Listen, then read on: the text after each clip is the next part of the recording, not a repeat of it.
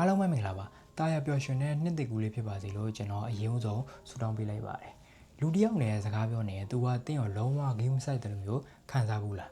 းတင်းကသာယင်းနေဖွင့်နေတာ तू ကတော့ငါလည်းဒီလိုပါပဲကွာဆိုတော့ तू เจ้าနေ तू ပြန်ပြောသွားတာမျိုးအဲ့ဒီအချိန်မှာမိတ်ဆွေဘာဆက်ပြောချင်သေးလဲဘာမှမပြောချင်တော့ဘူးမလား relationship တခုမှလည်းတူတူပဲချစ်သူစုံတွဲပဲဖြစ်ဖြစ်တငယ်ချင်းပဲဖြစ်ဖြစ်တစ်ဖက်လူကပဲပြောပြီးတော့ကြံတစ်ဖက်လူရဲ့ခံစားချက်တွေကိုကြတော့နားမထောင်မိဘူးပြောရင်လည်းအာယုံမဆိုင်တယ်လို့မျိုးပြုတ်မှုနေတယ်ဆိုရင်မိတ်ဆွေတို့မှမဟုတ်ကျွန်တော်လည်းအဲ့ဒီလူနဲ့စကားဆက်ပြောခြင်းသိမရှိတော့ပါဘူးဒါကကျွန်တော်တို့လူအတိုင်းဝိုင်းရဲ့အကြီးမားဆုံးပြဿနာတစ်ခုပါပဲကျွန်တော်တို့အားလုံးဟာစကားပြောဖို့ကိုပဲသင်ယူခဲ့ကြပြီးတော့နားထောင်ဖို့ကြတော့မိလို့နေခဲ့ကြပါတယ်ကျွန်တော်တို့ကိုမွေးဖွားခဲ့တဲ့မိဘတွေကအစငါပြောတာပဲနားထောင်ငါ့ကိုပြန်မပြောနဲ့ဆိုပြီးတော့ကလေးတွေဆိုတော့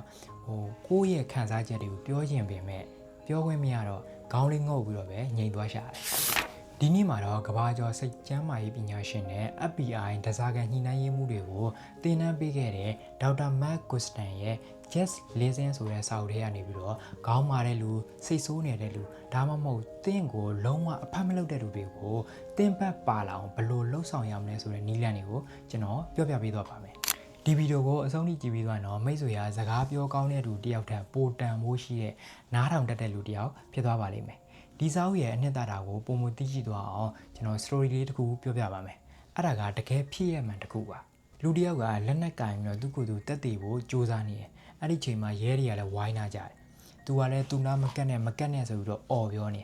အဲ့ဒီချိန်မှာဒေါက်တာမတ်လည်းရောက်သွားအောင်တခြားသူတွေလိုမင်းလက်နဲ့ချလိုက်စိတ်အေးထားပါလို့မပြောဘူးသူဘာပြောတယ်တင်လဲမင်းတော်တော်လေးစိတ်ဆင်းရဲနေမှာပဲနော်တဲ့မင်းအခုခံစားနေရတာတွေကဘယ်သူမှနားမလည်ပေးနိုင်ဘူးလို့မင်းခံစားနေရတာလားတဲ့။ तू ကနည်းနည်းအံ့ဩသွားတခါမှဘသူကမှသူ့ကိုအဲ့ဒီလိုမျိုးမေကွန်မမေးဘူး။ तू ကလည်းဟုတ်တယ်တဲ့။ငါဘယ်သူမှနားမလည်ပေးနိုင်ဘူးတဲ့။ဒေါက်တာမတ်ကလည်းထပ်မေးတယ်။အဲ့ဒါကြောင့်မင်းအခုလိုဆုံးဖြတ်လိုက်တာလားတဲ့။အချိန်ဒီတန်ကဒီလောက်တောင်စိုးနေတာလား။အဲ့ဒီအချိန်မှာထူးဆန်းတာကအဲ့ဒီလူကလည်းလက်နဲ့ချပြီးတော့ငိုပါလေရော။အဲ့ဒါဘာဖြစ်လို့လဲသိလား။ဒေါက်တာမတ်ကတရားဟောလိုက်လို့လားမဟုတ်ပါဘူး။အဲ့ဒါကသူ့ရဲ့ခံစားချက်တွေကိုနားထောင်ပေးပြီးတော့အတိမတ်ပြုခဲ့ပြီလို့ပါလူတွေဟာသူတို့ရဲ့ခံစားချက်စိတ်တန်ရာတွေကိုနားလည်ပေးပြီးလို့ခံစားရတဲ့အခါမှာခုခံကာကွယ်မှုတွေအားလုံးရော့ကျတာတတ်ပါတယ်ကဲအခုလက်တွေ့ပေါ်ကိုပြန်ကြည့်အောင်ကျွန်တော်တို့မှာစကားပြောတတ်ရုံပဲသိတဲ့လူနဲ့နားထောင်တတ်တဲ့လူဆိုပြီးတော့နှစ်မျိုးရှိပါတယ်စကားပြောတတ်ရုံပဲသိတဲ့လူကြတော့သူတို့ကတစ်ဖက်လူစကားပြောနေရင်ငါဘာပြန်ပြောရမလဲဆိုတာပဲအုံနောက်ထဲမှာစဉ်းစားနေတယ်တစ်ဖက်လူကစကားမဆုံးခင်ကြားပြတ်ပြောတယ်ကိုအကြောင်းကိုပဲကိုရှေ့တန်းတင်တယ်အဲ့တော့တစ်ဖက်လူကစကားပြောရတာစိတ်မပါဘဲနဲ့စကားဆက်ပြောခြင်းစိတ်တွေမရှိတော့ပါဘူးနားထောင်တတ်တဲ့လူကြတော့သူတို့ကတစ်ဖက်လူရဲ့စကားလုံးကိုတည်းမကောက်နောက်ွယ်ကခံစားချက် emotional ပဲဖမ်းယူတယ်သူတို့ကတစ်ဖက်လူကိုစိတ်စုံတစ်ခုပေးထားတယ်လို့ပဲအဲ့တော့လူတိုင်းကအဲ့ဒီလူနဲ့စကားပြောခြင်းကြတယ်သူ့ကိုလည်းယုံကြည်ကြတယ်